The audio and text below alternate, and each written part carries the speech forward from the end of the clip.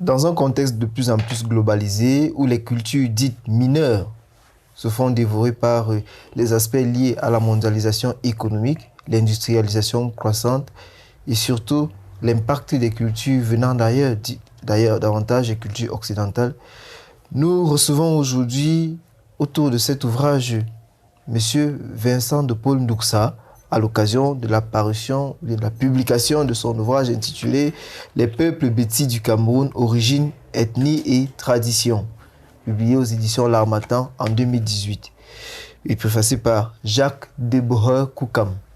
Bonjour Monsieur Ndouksa. Bonjour. Merci pour l'honneur que vous faites aux téléspectateurs de Warfrica TV. Merci. À l'occasion de cet échange sur votre ouvrage, d'ailleurs volumineux de plus de 400 pages. Oui. Alors, d'entrée de jeu, la question se pose. Qu'est-ce qui vous a motivé à écrire un ouvrage sur le peuple bêti? Merci pour la question. Le peuple bêti, comme tous les autres peuples, a une culture, a des traditions, des us et coutumes. Et avec l'évolution du temps, l'évolution des mœurs, cette coutume, cette tradition tend à disparaître. Alors, elle a toujours été orale, il faut l'écrire pour que la postérité puisse en bénéficier à l'avenir. C'est la raison pour laquelle j'ai écrit cet ouvrage qui est riche sur la tradition bêti. Le document parle des cérémonies et rites traditionnels chez les bêtis. Le document dit d'abord qui sont les bêtis, quelles sont les origines des peuples bêtis, et il faudrait que chaque bêtis se reconnaisse à travers son ethnie, parce qu'en fait, nous devons parler de la tribu bêti qui est constituée des ethnies. Les ethnies sont dans la tribu bêti. Et dans la tribu bêti, ces ethnies sont bien connues par un certain nombre de personnes qui s'y intéressent. Il y a l'école bêti, il y a les étones bêti, il y a les Oka bêti, il y a les Onvan bêti, il y a les Ntoum bêti, les Fong bêti, il y a les Beneux et il y a les Fang bêti. Tous ces groupes-là sont des bêtis. Lorsqu'on ajoute à ces groupes-là les Boulos et autres ethnies qu'on a pu détecter comme faisant partie des bêtis, on se retrouve avec ce qu'on appelle le peuple Kan. Donc le peuple Kan est beaucoup plus élargi. Bref, excusez-moi de m'être étendu. J'ai écrit l'ouvrage pour que les jeunes puissent à l'avenir en bénéficier, pour que nos traditions, nos rites et cérémonies ne disparaissent pas. Sans écrit, ils vont effectivement disparaître. Du coup, vous abordez la question des peuples bêtis, alors qu'on entend régulièrement dire les bêtis, c'est-à-dire un peuple bêti, une seule lignée et autres. Pouvez-vous nous présenter de manière brève la lignée des peuples bêtis? Oui. Et pourquoi est-ce qu'on ne parle pas du bêti en général? C'est comme avait dit une éminente personnalité un jour, question de sémantique. Et il y a des fois où le peuple est vu sur un plan global et d'autres fois où il est vu sur un plan non global. C'est comme si on tendait à penser qu'un peuple a des peuples. Donc, ça dépend de la manière dont on conçoit le phénomène. En fait, on devrait parler du peuple bêti, de la tribu bêti, pour être beaucoup plus clair. Il y a des tribus au Cameroun. Le Cameroun était un pays qui a beaucoup de tribus. Et parmi ces tribus-là, il y a la tribu des bêtis. On peut donc parler du peuple bêti en faisant allusion à la tribu bêti. Mais on peut aussi parler des peuples bêtis en faisant allusion aux ethnies qui sont dans la tribu bêti. Et ces ethnies-là sont très nombreuses et ont beaucoup de population. Alors, nous avons l'histoire de la traversée des bêtis, ou des peuples bêtis de la Sanaga, sur le dos du fameux serpent mythique Ngan Medza. Oui. une histoire qui a suscité, une légende, pardon, Oui. qui a suscité beaucoup de débats entre les rationalistes et les irrationalistes. Oui. Alors, le peuple de Béti a-t-il réellement traversé la Sanaga, le fleuve Sanaga, sur le dos d'un serpent? Cette question-là est très pertinente et j'ai toujours eu à dire à beaucoup de chercheurs, à certaines éminentes personnalités, que il ne faut pas répondre d'emblée qu'ils ont traversé ou qu'ils n'ont pas traversé. Il faut voir le problème sous deux angles. Lorsqu'on essaie de voir le phénomène sur le plan rationnel, c'est difficile à croire que les Bétis ont traversé le fleuve d'une rive à l'autre sur le dos d'un serpent. C'est difficile à croire. Cela semble vraiment impossible. Quel était ce serpent-là? Sa longueur qui s'étendait d'une rive à l'autre. Là, ça devient compliqué. L'abbé Théodore Sala s'y est étendu pour démontrer que les gens fabriquaient déjà des pirogues à l'époque et que c'était juste une manière pour les sorciers de manifester leur pouvoir, qu'ils étaient en mesure de faire des choses extraordinaires. Donc, à première vue, sur le plan rationnel, cela semble un peu difficile à croire. Mais il faut savoir que tout ne s'explique pas que rationnellement. Il y a des phénomènes qui sortent du rationnel et tombent dans l'irrationnel. J'ai pris certains exemples dans le document. On a pu observer dans les tribunaux certains sorciers avouer qu'ils ont pu voyager du Cameroun en Amérique, qu'ils ont pu voyager du Cameroun en Europe, en Asie, et qu'ils sont revenus au Cameroun dans la nuit. On ne les a pas crus, mais lorsqu'ils ont commencé à démontrer qu'ils ont tué tel ou tel de telle ou telle manière, cela ne s'est pas fait physiquement, mais ils ont avoué l'avoir fait sur le plan spirituel, sur le plan de la sorcellerie. C'est là où les gens commencent à se poser des questions. Donc, c'est pour dire quoi? C'est pour dire que nous pouvons nous contenter sur le plan rationnel à dire que non, c'est impossible, mais qu'est-ce qui nous empêche de croire que ces gens-là, qui étaient des sorciers, et puis le voyage avait eu lieu la nuit, qu'est-ce qui nous fait douter que ces gens-là, par des voies qui sortent de l'ordinaire, ont pu effectivement traverser ce fleuve-là, sur ce serpent-là? Et déjà qu'il faut voir, ce n'était pas un serpent ordinaire, c'était un serpent mystique. Donc c'est tout à fait possible, parce que d'ailleurs, ce qu'il faut relever, c'est que j'ai pu le relever également en faisant des recherches.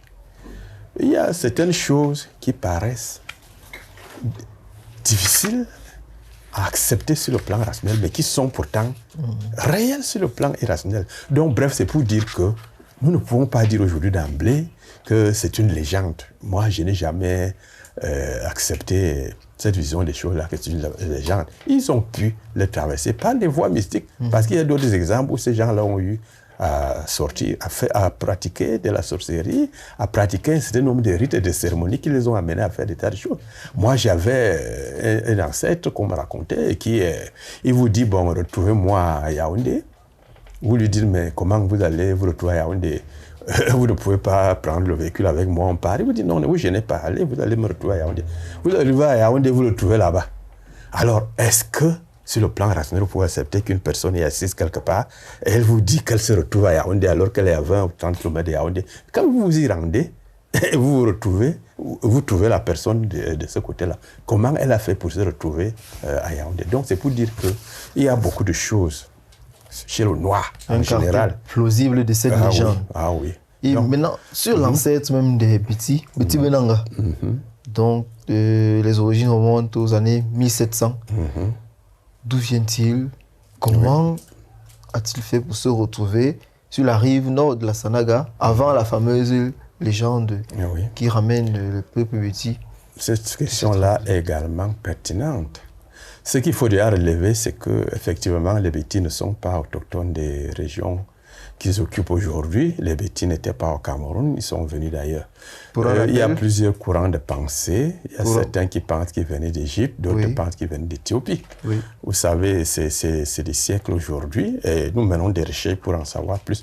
Mais beaucoup pensent sur l'Égypte parce que, en fait, l'Égypte apparaît aujourd'hui comme le berceau de l'humanité sur tous les plans. Il est fort probable que Bétim Nanga ait vécu en Égypte, effectivement. Bon, certains parlent d'Éthiopie, peut-être qu'ils ont des éléments qui le prouvent. Donc, les Bétis ont d'abord vécu en Égypte. Bétim Nanga a vécu en Égypte. Sûrement, il a vécu là-bas avec ses enfants, puisqu'il a passé beaucoup de temps là-bas.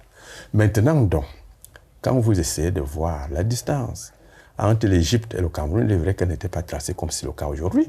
Mais quand même, on imagine, de l'Égypte au Cameroun et d'Éthiopie au Cameroun, on se pose des questions. Est-ce que Bétim Nanga, qui a effectivement engendré des enfants que je viens de citer là, il y avait Collor, il y avait Tony, il y avait tous ces gens-là, est-ce qu'il a pu voyager de l'Égypte jusqu'au Cameroun, et encore avec toutes les guerres qu'il y avait, et surtout au Cameroun où ils ont été, leurs troupes ont été dominées par les troupes étrangères, avec Ousmane Dan Fodio qui les poursuivait, et ils n'avaient pas les moyens de se défendre comme les soldats de Ousmane Dan Fodio. Est-ce que ces gens-là sont tous arrivés? Et quand on voit également la fatigue, Bétim Nanga était déjà âgé avec les enfants. Donc c'est pour dire que devant le fleuve Sanaga, ce n'est pas évident que Bétim Nanga est arrivé devant le fleuve Sanaga, ni même ses fils. Et c'est ce que j'ai apporté comme un plus. Beaucoup de gens ont déjà écrit sur la tradition Béti, mais je me suis posé ces questions-là. Quelles sont les générations qui sont arrivées devant le fleuve? Quelles sont les générations qui ont traversé le fleuve?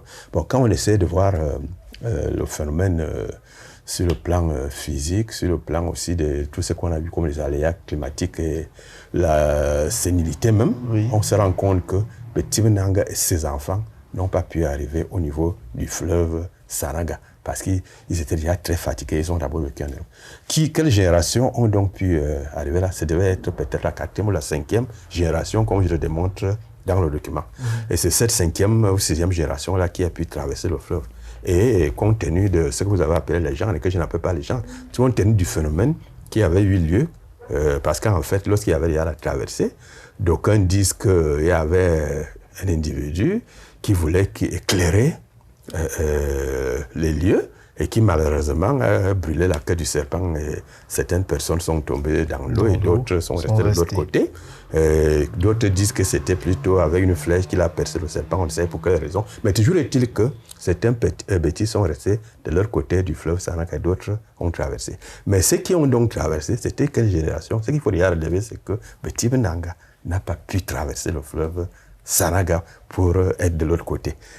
Ça, vraiment, je pense que pour des gens qui peuvent faire de bonnes analyses, ils ne peuvent pas admettre ça. Que ce vieillard-là d'Égypte, où il a eu à traverser tout ce long chemin-là jusqu'au Cameroun, avec tout ce qu'il a eu, il a pu être présent. Non, Bétim Nanga n'a pas pu être présent, même ses enfants. C'est une génération, comme la génération, 5e ou 6e génération, qui a pu traverser le fleuve.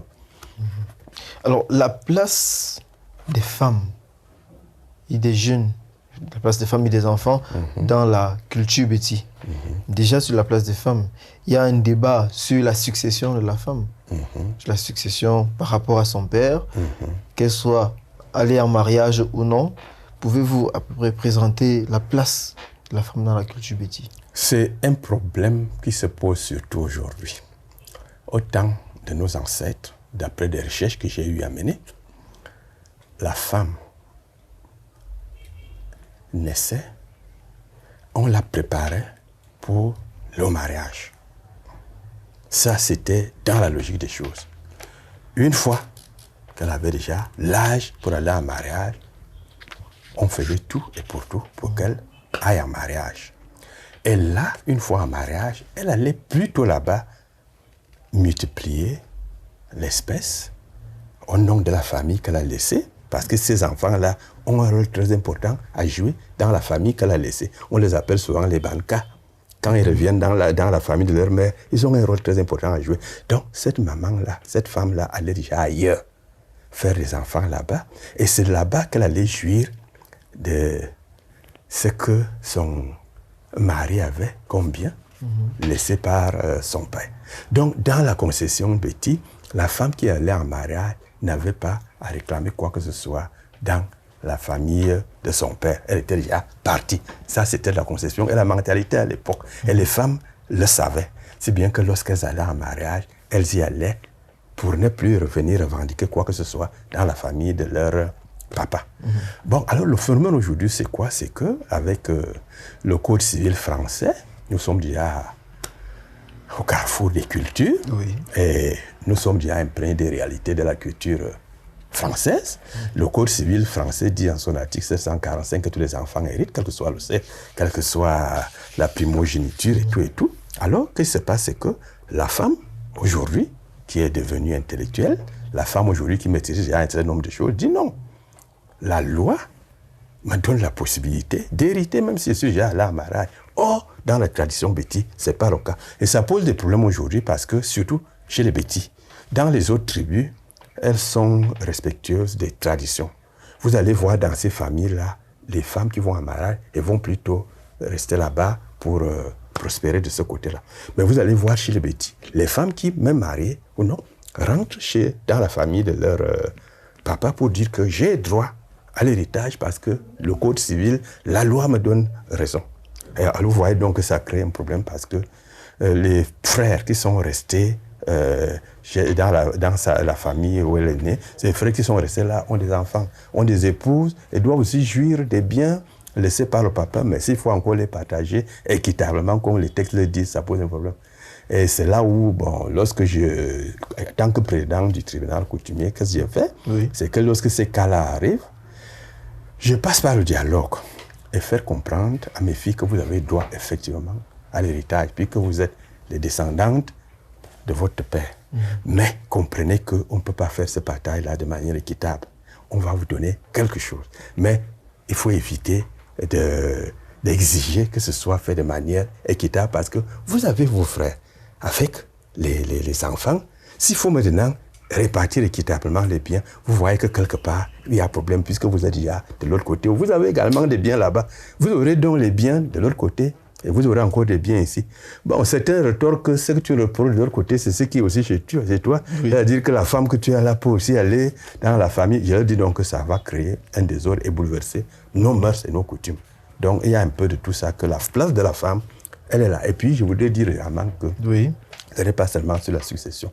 Même les femmes qui vont en mariage quelque part, puisque à l'époque des ancêtres, c'était surtout la polygamie. Chaque femme avait un rôle bien précis. Et il y avait des femmes qui étaient très intelligentes. Et lorsque le mari se rendait compte que celle-ci, vraiment, elle est très intelligente, il la prenait comme sa favorite. Avant de faire quoi que ce soit, il l'appelait le soir. Voilà, demain, il y a telle ou telle chose.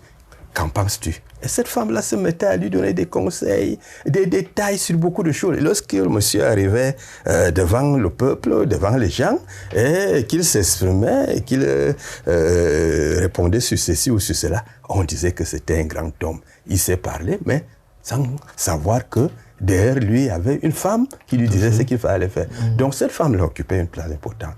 Il y avait d'autres qui avaient d'autres rôles au niveau de la polygamie.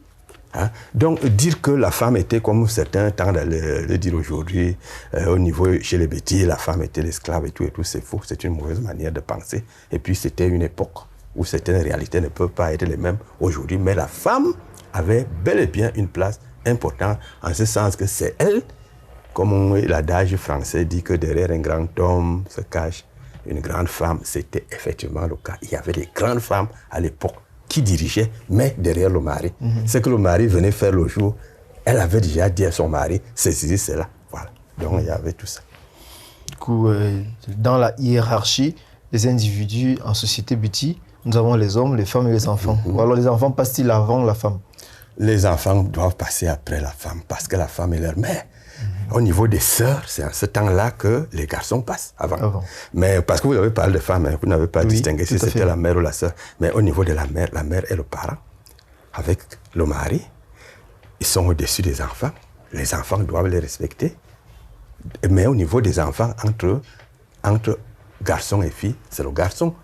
Et en plus, ce n'était pas fait au hasard. On se disait que le garçon est l'homme même qui doit faire perpétuer la descendance. La dame est appelée une fois de plus, comme je vous ai dit, à l'époque de nos ancêtres, il n'était pas question que la femme reste là. Elle était appelée à aller. Elle devait aller et laisser les garçons. Et en allant là-bas, elle va aussi donner des enfants là-bas où il y a les filles et les garçons. Et ces filles aussi vont aller encore de l'autre côté là-bas. Donc, bref, le garçon passait avant la sœur. Mais pour la mère, elle devait du respect à sa mère. Après cette précision sur la place des différentes catégories d'individus au sein de la société Béti, pouvez-vous nous présenter en quelques mots les principaux rites de la culture Béti? Ouais. Il faut déjà relever qu'il y a des rites au moment des événements heureux, des rites au moment des événements malheureux. Au niveau des événements heureux, il y a par exemple, lors des mariages, il y a des rites. Pour l'homme Béti, quand sa fille va en mariage, il faut qu'elle aille prospérer, il faut qu'elle aille donner des enfants, il faut qu'elle aille rester en paix. Et pour ce faire, il fallait procéder par un certain nombre de rites. Avant, qu'est-ce qu'on faisait? Lorsqu'on va déjà faire partir la jeune fille, les membres directs de sa famille faisaient un cercle tout autour d'elle avec une chèvre. Et cette chèvre-là, il fallait que les hommes là, ou alors le patriarche, et dans certaines tribus, le père, que d'un seul coup de machette, qu'il tranche la tête de cette chèvre-là. Cela fait, il la prend, la tête, et le sang qui coule de cette tête-là, il prend ce sang-là et se met à masser le ventre de la femme avec la main qui a ce sang-là, en récitant des incantations qu'elle ne veut pas vous dire, mais qui allaient dans le sens que quand tu pars là, avec ce ventre va donner des enfants, de beaux enfants, des enfants qui sont intelligents, des enfants qui vont bien être représentés de notre famille qui reste ici, donc de grands enfants. Ce ventre-ci, quand tu pars, c'est pour donner beaucoup d'enfants. Maintenant, donc, quand il a déjà fini de faire ça, il prend la tête de la chèvre, il arrête, il demande au mari et à la femme d'arracher ça de ses mains. En fait, le pouvoir s'arrache, il ne se donne pas. C'est la même chose chez les Béti. Quand vous prenez quelque chose des mains d'un patriarche, vous devez arracher lorsqu'il a déjà fait des incantations. Je tiens à préciser qu'avant de procéder au rite du sang, il aura déjà pris au départ un épi de maïs, où effectivement il fait des incantations, et tous sur les deux amoureux, en les bénissant. Oui. Il le fait, mais vous voyez bien qu'aujourd'hui, on peut faire ça avec le corona et les maladies qu'il y a là, la tuberculose et tout ça. Tout à fait. Bref. C'était l'objet de la prochaine question. Est-ce à dire que si l'on n'exécute pas ce rite, la femme ne prospérera pas? Bon, disons que cette question-là est importante. C'est ça le problème aujourd'hui. Parce qu'en fait, je voulais arriver en ce sens qu'aujourd'hui, on ne fait plus ça.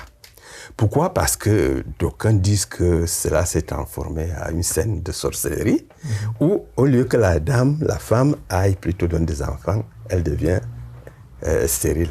Elle ne donne plus les enfants là-bas. Au lieu qu'elle aille prospérer, ce n'est plus le cas. Et au lieu qu'elle reste en paix là-bas, c'est le problème avec son mari. Donc, on s'est dit que non, mais vraiment, le sang qu'on verse là et tout, le cérémonial qu'on fait là, ça ne vaut pas la peine. Même les pieds de maïs et tout, ça ne vaut pas la peine. Alors, il s'est donc posé une question. Est-ce qu'on va donc faire disparaître ces rites-là? Beaucoup de gens ont estimé que non. Et je suis de leur avis. Il faut trouver autre chose qui puisse remplacer tout cela. En sorte donc aujourd'hui, les gens ont trouvé autre chose. On pouvait juste procéder par la parole. Vous parlez, vous faites des incantations. Moi-même, je le fais quand ils donnent des filles en mariage. Une parole de bénédiction. Oui, je les bénis. J'ai fait des incantations et ça marche. Bon, je ne sais donc pas si je peux dire par là que les incantations que j'ai fait, la bénédiction que j'ai fait, vaut déjà mieux que ce que les parents faisaient. Non, je me suis dit qu'il fallait un peu faire évoluer les choses. Rien que la parole.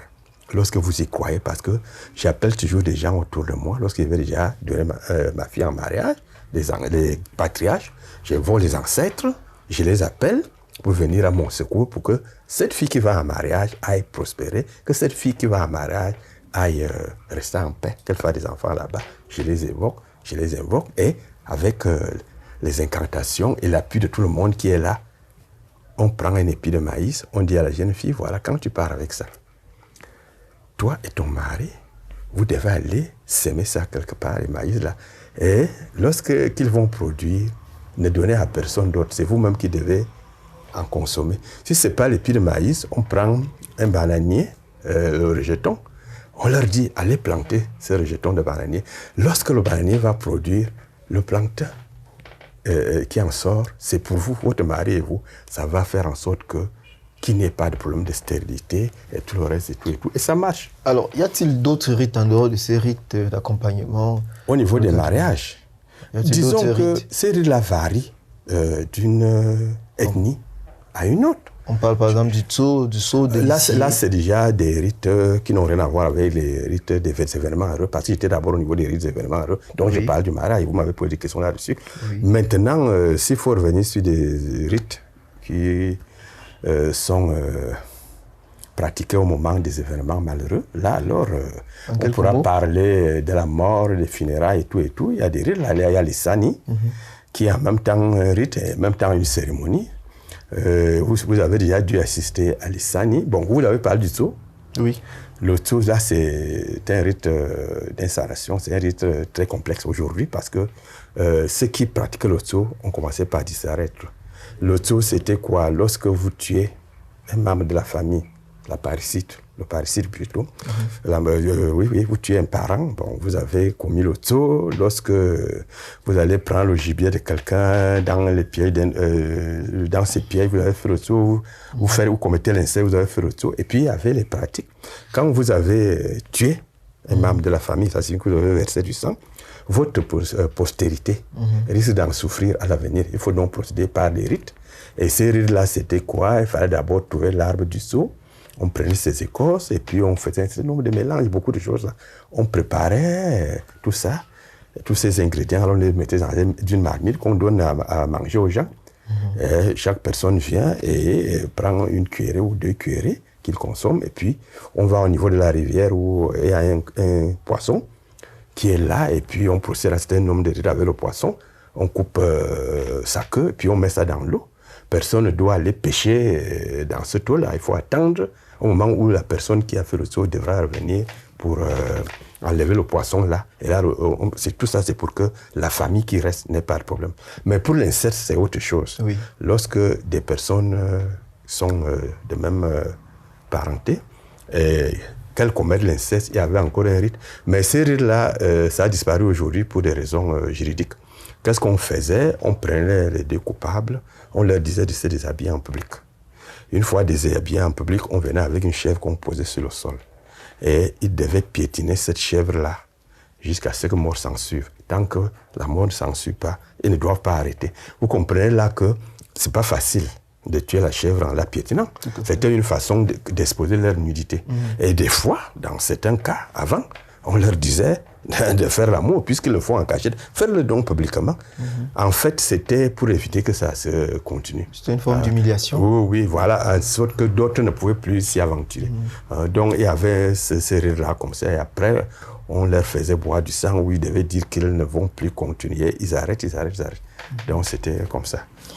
2 questions. Il semble que la chèvre ou le bouc et le sang jouent un grand rôle dans les rites bêtis. Pourquoi la chèvre? Très important. Là, c'est un peu compliqué. Peut-être que les ancêtres en savaient beaucoup. D'abord, c'était un animal domestique. Et en plus, paraît-il, dans des pratiques occultes, elle avait un certain rôle. Il faut donc être quelqu'un qui est plongé dans les pratiques occultes pour le comprendre. La chèvre vit avec l'homme. La chèvre est avec l'homme et l'homme a pu constater ou détecter en lui, l'homme qui a dû constater en lui que c'était un animal qui avait ces propriétés-là. Parce qu'en dehors de ces rites-là, même c'est un bon nombre de cérémonies, que ce soit des cérémonies sur le plan funéraire, que ce soit sur le plan du mariage, tout ce que j'ai dit là, la chèvre apparaît toujours. Même quand une femme ne donnait pas des enfants, on procédait à des rites avec la chèvre toujours pour qu'elle donne des enfants. Donc effectivement, c'est un animal qui occupe une place importante. Quant à dire qu'avec des précisions, je peux vous dire pourquoi la chèvre, c'est seulement vous faire savoir que ceux qui ont commencé à l'utiliser étaient des gens initiés. Et ils savaient que c'était un animal qui avait des propriétés dans le domaine spirituel. C'est pour ça qu'ils ont commencé à l'utiliser. Le temps nous tenant à la gorge, on va faire un arrêt sur la mort. Oui. C'est-à-dire la mort, considérée chez les petits comme le passage d'un monde à l'autre. Oui. Sachant qu'il y a une vie physique terrestre, oui. et il y a une vie après la vie terrestre, Oui. c'est-à-dire la vie spirituelle. Oui. Peut-on dire qu'il y a une connexion entre eux, ceux qui sont partis, ceux qui nous ont précédés dans cet au-delà, et ceux qui sont sur la terre? Et comment cette connexion s'opère-t-elle? Le Béti quoi? Et avant, parce qu'aujourd'hui, nous sommes à l'ère de la haute technologie, à l'ère de la mondialisation, de la haute connaissance et tout le reste, c'est bien que nous tendons à ne plus croire un certain nombre de choses. Au temps des ancêtres, il y avait ce lien-là entre les morts et les vivants. Lorsque, par exemple, il y avait des problèmes dans la famille, on évoquait les morts. Et curieusement, il y avait ce contact-là. D'une manière ou d'une autre, il se manifestait.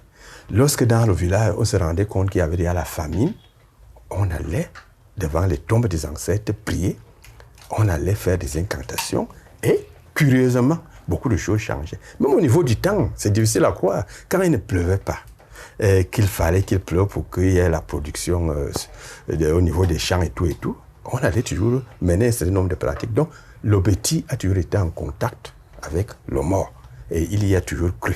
Donc, il y a effectivement ça. Peut-on aujourd'hui procéder par à une objectivation des pratiques rituelles Béti?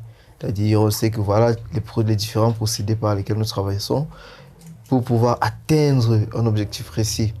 Par exemple, il pleut, nous voulons mener une activité de football. On appelle les ancêtres. Voici le schéma pour appeler les ancêtres pour qu'ils conjurent le sort de la pluie.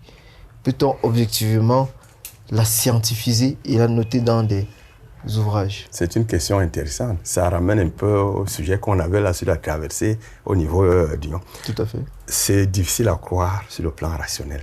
Mais je peux vous dire qu'au temps de nos ancêtres, c'est un peu rare aujourd'hui, mais ça a déjà pu avoir lieu au niveau des autres dénis. Il y a eu des cas où on doit enterrer un corps. Et la pluie menace. Et les gens procèdent à un certain nombre de rites et il ne pleut pas. On enterre le corps. C'est après avoir enterré le corps qu'il pleut. Maintenant, au niveau du football, vous savez que ça regroupe déjà une multi-ethnicité, il y a des tribus qui sont déjà nombreuses là. Ce ne sont plus les pas. En fait, les croyances dépendent de ceux qui sont regroupés dans une sphère géographique et qui ont dans leur tête qu'il y a ceci et qu'il faut que cela arrive. Les mêmes choses que nous avons chez les Béti, on ne peut pas dire d'emblée que ce sont les mêmes choses chez les Bamileke. Le Bamileke, par exemple, forme un groupe qui sait qu'en pratiquant des rites dans tel ou tel domaine, ça va produire ceci. Ils y croient là-bas, ça va se produire. L'homme Béti ne peut pas venir transposer ça chez lui et croire que ça va se passer. Donc chaque tribu a ses réalités, chaque tribu a ses us et coutumes et ses forces, son pouvoir. Effectivement, il est possible que lorsqu'il va pleuvoir, si nous sommes dans le cercle Béti, que les Béti disent que cette pluie-ci ne doit pas tomber maintenant. Elle ne doit pas tomber maintenant. Et effectivement, elle ne tombe pas. Ce n'est que quelques temps après, lorsqu'on a déjà terminé ce qu'on avait à faire, que vous allez voir la pluie tomber. Donc, d'une manière générale, on ne peut pas répondre d'emblée que non, c'est quel pouvoir ça a la pluie. On essaie d'apporter des explications scientifiques sur les climats, par exemple, j'ai dit que non. Vraiment, le noir en général et le Béti en particulier ont des pouvoirs qui échappent à la rationalité. La communauté Béti se retrouve précisément, ou en général, dans la région du centre, dans les départements du Fundi, de la Lekié, de la Haute-Sanaga, Mofo-Akono, Mofo-Afambagnon et Sognon et Fumo, entre autres. À l'ère du brassage culturel, nous rencontrons d'autres cultures camerounaises et nous côtoyons de plus en plus les cultures dites étrangères. Peut-on aujourd'hui parler d'une identité culturelle Béti, d'une identité Béti? La question est posée davantage parce que vous avez énuméré un certain nombre de dignitaires Béti qui ont accédé à de hautes fonctions au sein de la République du Cameroun, en tant que parlementaire, en tant que membre du gouvernement, en tant qu'autorité locale. Y a-t-il une spécificité dans leur manière d'agir qui est issue de l'identité culturelle Béti? Je répondrai par oui Et en même temps, pardon, c'est curieux. Parce que je vous ai dit tout à l'heure là que le Béti tend à beaucoup plus être moderne par rapport à d'autres personnes des tribus étrangères. C'est ça qui pose le problème aujourd'hui. En sorte donc que quand ce monsieur-là est ministre, par exemple, dire que dans sa fonction de ministre, on peut y retrouver quand même là des relents de quelqu'un qui ressort de la tribu Béti, ça dépend. Il y a certaines personnes qui ont beaucoup plus privilégié la culture occidentale au point où ils sont devenus plus occidentaux tels que les Bétis. Il y a d'autres personnes qui, malgré leur rang social, demeurent traditionnalistes. Donc ça dépend. Et vous savez qu'un peuple s'identifie à travers ses us et coutumes, à travers sa culture. Ce qui est bon chez l'homme Béti, c'est que malgré tout cela, ils sont nombreux, ceux qui aujourd'hui continuent à croire à la culture Béti, continuent à croire, à pratiquer les rites et traditions Béti. Vous n'avez des exemples que lors des mariages. Allez voir. Parce que s'il y avait une bonne occasion, vous venez chez moi, vous voyez comment je donne les filles en mariage. Mais c'est très beau, c'est extraordinaire avec la tradition et tout. Le moment des décès, vous allez voir comment les Saniers dansaient chez les vrais Bétis, pas ce qui se fait ailleurs là. Mais le vrai Sanier, vous allez voir comment on le danse chez les Bétis. Comme quoi, le Béti a encore sa place aujourd'hui pour s'identifier comme un peuple au Cameroun, parmi des peuples, avec sa propre culture, série de traditions. Ouvrage riche en information, ouvrage riche en anthropologie, ouvrage riche en culture, tout simplement. Disponible aux éditions L'Harmattan et dans tous les lieux de vente publique et auprès de l'auteur également. Mesdames, Messieurs, nous espérons vous revoir très bientôt sur Africa TV pour une autre présentation. Merci, Monsieur Ndoxa. Merci. Et à bientôt.